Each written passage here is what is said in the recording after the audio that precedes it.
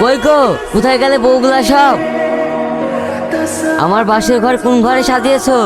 কাজ নাই, শুধু তোমার বাসর ঘরই সাজিয়ে যাবে নাকি? কেউ আমার কথা শোনে না, চলো। এই ঘরটা তোমার, দরজা মেরে দিলে যে হলো। আমি দরজা কোনোদিন খুলবো না, তুমি অন্য ঘরে যাও। মা জননী, একটু দরজাটা খোলো। কি আপনি? খোলো না, দেখতে পাবে। কি আপনি এত রাত্রে? মা, আমি একজন পাগল। আমি জানি তুমি কাল থেকে কিচ্ছু খাওনি।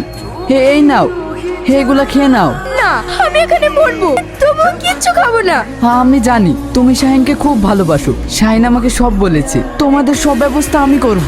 আমাদের ব্যবস্থা তুমি করবে?